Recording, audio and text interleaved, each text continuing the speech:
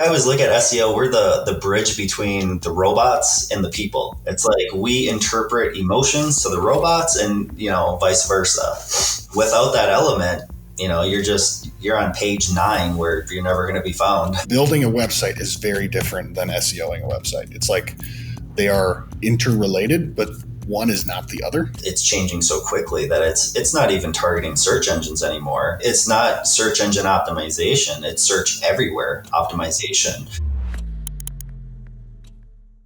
All right, welcome everyone. This is Revenue Roadmap, where we talk about driving revenue and increasing profits for local businesses. I'm Anthony Karls, president of Rocket Clicks, and today I am with Mr. Casey Shea. He is one of our marketing strategists here at Rocket Clicks. He's also one of our top SEOs and probably our resident expert at AI. So, you're all getting a gift today. He's gonna be giving you guys some wisdom. But before we get into that, I always drop a little fun question at the beginning that hopefully adds a little value. And I don't tell her, if you've ever wondered, do they know what questions come in? They have no clue. And I love to see how stressed they might be. So Casey's like, what the fuck? I'm sweating already. All right, Casey, what habits or routines do you follow to stay on top of your game in life? Ooh, in life. This is going to be an easy one just because I pound this into everybody. I figure this is easy. Yeah. A little stress, but it's this is. So today, everybody is really big into health, healthy body, working out your muscles, so you can, have a prolonged happy life and whatnot. But a lot of people, they neglect one of your biggest muscles, which is your brain. Continuously feeding it with whatever it is, challenges, problems, books. You don't just need to cram in books all the times, but you always have to have some kind of challenge. I always look at, we're just primitive, monkeys walking around, and it's what have we always done? We've always faced challenges in order to get to where we're at. So we always have to continue to give ourselves challenge besides what we deal with at work. Love it. Love it. Yeah, there's a great book I recently just read called Peak, and talk a lot about that, actually, how you can build more myelin and build bigger parts of your brain by just continuing to get it out of homeostasis and learning new things. It's good. Love that. Helps with anxiety too. Yeah. Strangely enough. Awesome. All right, so we're going to be talking about SEO today. We're going to be talking about why is SEO valuable. So, Casey, super high level. Why should I do SEO? Why is it valuable? How should I think about its value? Where should I start? Ooh, high level, the biggest reason is because SEO is going to be evergreen. It's something that you nourish, you put in enough love into it, and it's going to last a long time. And it gets to that point where then it's just maintaining. The other reason is because the digital landscape, it's constantly changing. And not only is the digital landscape changing, so are the new generations. So it's this new Generation X is just making me feel older and older every day, but they also search for things differently. They look for things differently. They're going to click on things differently. So the way we market today, it's drastically different than the way that we marketed 10 years ago even. So it's just always changing, and it's doing it fast. Nice. So how should we think about its value? So there's four things we want to talk about today. So let's do an overview of those, and then let's talk a little bit about each one of those. So what makes SEO valuable? Biggest thing that's gonna initially make it is it's got a fixed cost. There isn't going to be any surprises. Something that a lot of times that you run into, with running paid ads and things like that is 1 month you could be spending $1,000, and then the next month it could double because of the competition, keyword targeting, changes in the landscape, whatever it may be. Where with SEO, it's a constant investment. You look at it you're investing in the stocks. The longer you let it go, the bigger return that you're going to get from it. Yeah, and it's a compounding effect too. Not only is it a fixed cost, but I'm adding every month. I'm adding to it. It's not like I'm spending a new $5,000 if that's where I'm starting. And if I stop spending that $5,000, all of it goes away. In paid media, if you turn the ads off, guess what? the ads go off.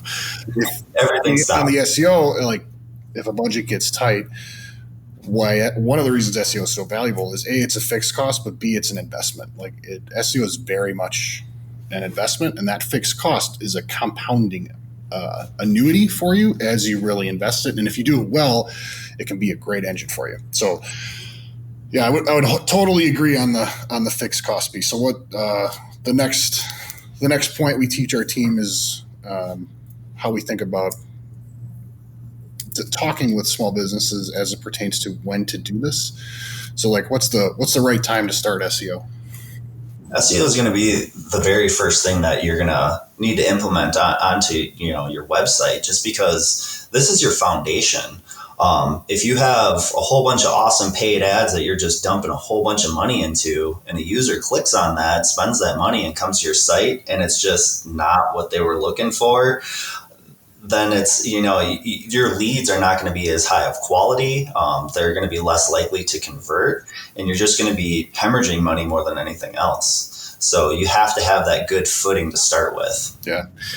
Yeah. And it's a great, like you said, if your first strategy is paid ads and it's not working, it's really hard to continue to get business to come, because paid ads can get very expensive if the strategy isn't well. And if something changes in the marketplace, you got to adapt. And if you don't have the baseline of an organic strategy, that's really the support system underneath. Like it can be tough trails. We've seen that with a lot of businesses and clients that we work with to start. Well, and the other aspect of it too is like kind of going into one of the other steps that we always focus on is that trust element. Mm-hmm. So, touching on that newer generation, like even my daughter, she'll tell me, she scrolls past all of the ads. She's like, I don't want to click on any of them, and then she starts looking for what's familiar, what's popping up. If you're not popping up after those ads, then people are just going to think that you're some big corporate business that's just dumping all kinds of money to stay at the top, versus someone who is actually going to like give you a nice quality product or service. Yeah. What's a good way to think about that? So high ranking sites, why are they perceived more trustworthy? What's the psychology there? The biggest reason is going to be, if you're showing up at the top, Google understands you to be solving an issue, that you're going to have a good experience, a good user experience. People are satisfied with the outcome that they have after visiting your site. And it also aligns with what it is that you're searching for to begin with. Whereas with a paid ad, it could be just targeting a specific word or something like that. So it's like it's less technical as far as like how it's evaluated and presented to the user when they find it. And then it comes down to familiarity. The more you're popping up not as an ad, the more comfortable people are going to be with you. They're going to think, you're the popular kid. They want to hang out with you. Well, I mean, another good way to think about it is Google conditions us to through all of the data that they have. Typically, when you're visiting those top organic search results, you're getting conditioned to believe those are going to solve your problem. And the reason you're getting conditioned to believe that is they actually do. That's why they have those spots. So inherently, like as we've played with Google more and more, like credibility and trust is just something that happens because like that's what Google's taught us. And all of their data suggests it's true. That's why they have 90% of the search market share, and they're going through something every company doesn't really ever want to get into, which is they've now created a monopoly because they're so good at what they do and good at manipulating search results and people. So, right, wrong, or indifferent, they've been great at what they've done. And they can kind of teach us how to do things without our knowledge. What about visibility? Like how does SEO help a local business increase their visibility? Oh man. Visibility it's everywhere. So just imagine like you've got this beautiful website, you put in all this work, but it's not aligned with the way that Google perceives it. Like say that Google, they can't crawl it. They can't understand what your website is about. We run across businesses like this all the time. The way that it's structured, it can't understand what it is that they're selling. So basically you just invested in this big giant billboard and you just shoved it in an alley and then you're expecting people to find it. And every once in a while you get a drifter that goes down the alley, and then it's like, all right, we got one lead, guys. This is awesome. So that's the biggest aspect, is like making sure that people can actually see what it is that you're doing, and then presenting it to them at the correct time as well. Yeah, I think that's something that's super fascinating. There's often we'll run into an entrepreneur who just had their website redone and they're wondering why it's not working. Building a website is very different than SEOing a website. It's like they are interrelated, but one is not the other. In both instances, like an SEO person might know how to code things, but they're not necessarily a web developer. Also, a person that builds websites may know some things about SEO, but they're very likely not very good at SEO because that's not what they study and focus on. They're two very different things. I think that's like an interesting nuance in our conversation that I just wanted to highlight, because you said a couple times.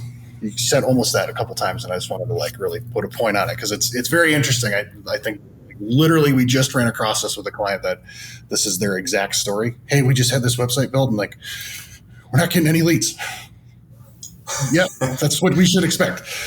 Did you do anything to SEO the website? No. What does that mean? That's your problem. Yeah. Well, it's like I always look at SEO, we're the bridge between the robots and the people. It's like we interpret emotions to the robots and, vice versa. Without that element, you're on page 9 where you're never going to be found. So yeah, SEO is super valuable. I think it's a complicated area because it intertwines with a lot of different things. You mentioned UI UX, you mentioned building websites. A lot of times SEO is confused with copywriting and content marketing. Great content marketing, parts of it are definitely part of SEO, but it starts from like all the way at the top of the 5 stages of awareness of unaware.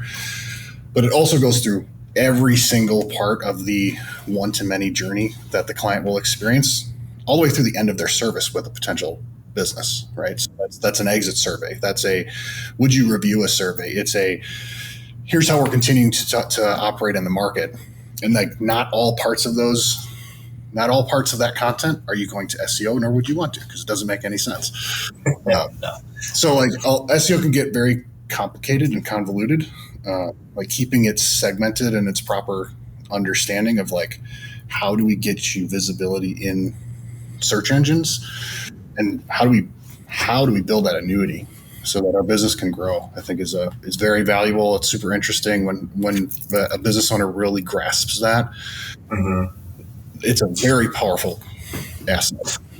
Well, even nowadays, like I touched on earlier, it's changing so quickly that it's not even targeting search engines anymore. It's not search engine optimization, it's search everywhere optimization. So we are looking at different aspects of your business and trying to figure out how we can present that visibility to AI, because AI is going to operate entirely different than how Google is going to search for things. So it's like having that understanding where you got this whole generation, they're not even using Google anymore. They're just going on ChatGPT. Like how are you going to show up for that and capture that audience? And that's where SEO steps in. That's awesome. Appreciate it, Casey. Anything else to share before we wrap up about the value of SEO? No, it's just my heart and joy. It's that everlasting. The more you put into it, the more you're going to get out of it, and it's that foundational piece that I feel is missing in a lot of companies. Awesome. Appreciate it, sir. Look forward to talking next time. Next time when we meet, we are going to be talking about all of the components of SEO at a super high level. So technical on page, different parts of content off page. So we're going to get into some more meaty stuff next time we meet. So I look forward to that. Appreciate you, sir.